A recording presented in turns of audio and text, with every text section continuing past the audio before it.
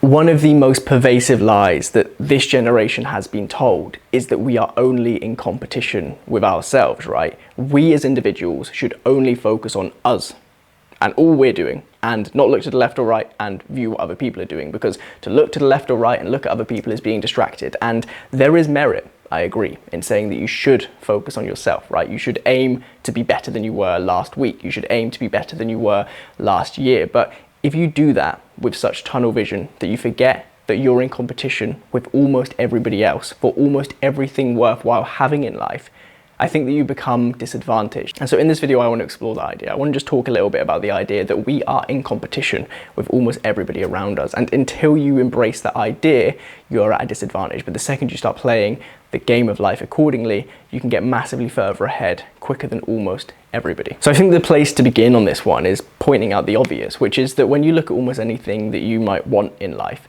you realize that it has something in common, which is that the things worth having are in finite supply, right? The guy or girl that you want to spend the rest of your life with obviously is rare, or else you'd want to spend the rest of your life with everybody around you, but you have found somebody who seems special, who seems unique, who seems like they are there for you, right?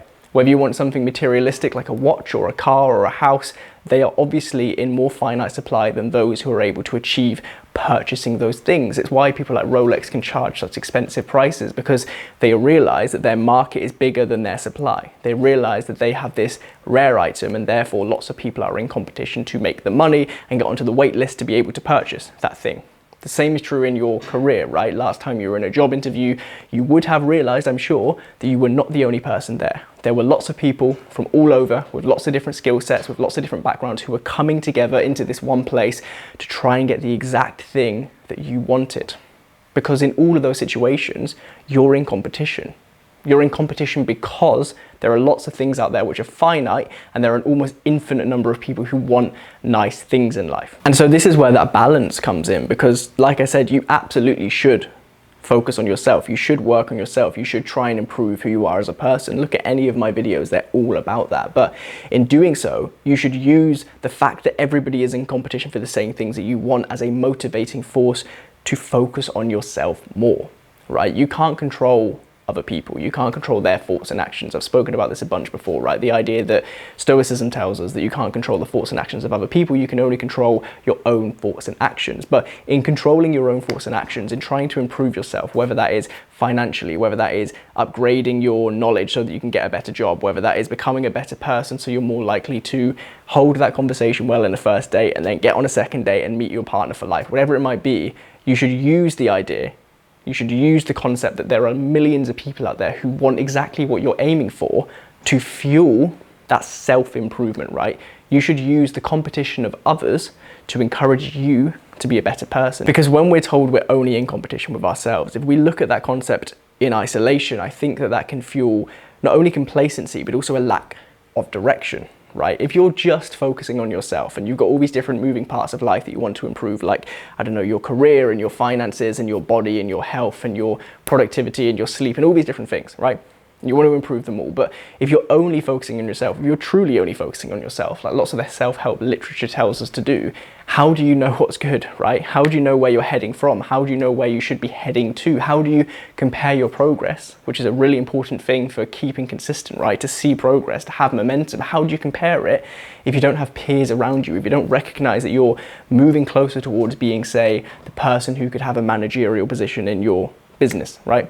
If you want to be a manager of the business you're in right now, right? Your employer has, say, 5 managers and there are 500 people in your business. If you don't truly recognize that all 500 of those people are vying for the same 5 positions, and therefore use everybody around you as a benchmark of the areas which you need to improve on, and also look at those managers and look at what characteristics they have, look at how they got there.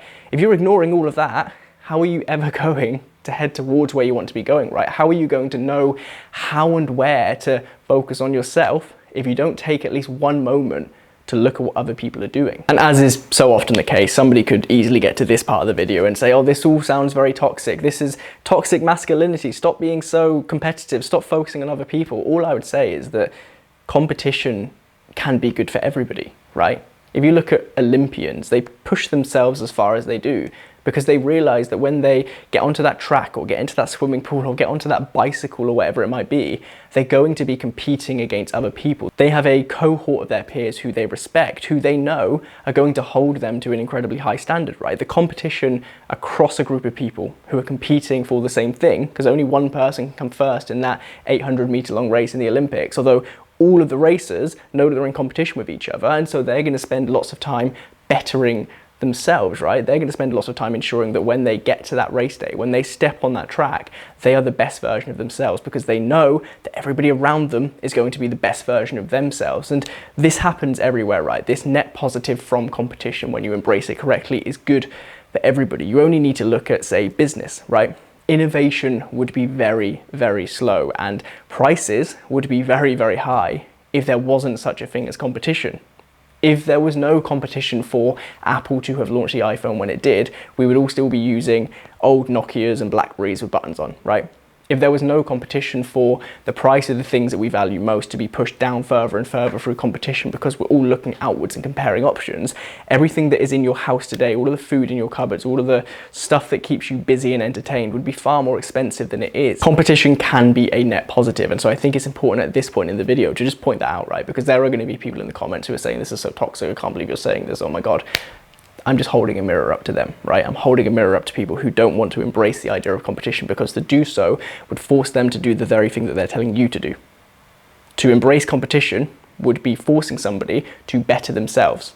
And yet it's the people who say, just worry about yourself and not everybody else, who are not bettering themselves because they don't have that push from everybody around them to be held up to a higher standard, to be better at the things that they actually want to be better at. And I think it's James Smith who uses the example in one of his books that in growing the millions of followers that he has on the internet across almost every platform, in having a big book deal, in appearing on TV and stages around the world, he's got there in some way by having invisible competitors. I'm sure it's him in one of his books who talks about this idea that he, from very early on in his career, when he had basically no followers, would look to big players in his industry, right? Would look to big fitness influencers, and he would decide in his head that he was in competition with them, because ultimately he was right. To get to where he is now, he had to be in competition with them. But if he was just focusing on himself and just trying to make his content like he wants to for himself, he wouldn't have got very far. Whereas looking at the biggest influencers in his space and saying, you know what, I want to be where you are, I want to have the upside that you have, and so I'm deciding for myself,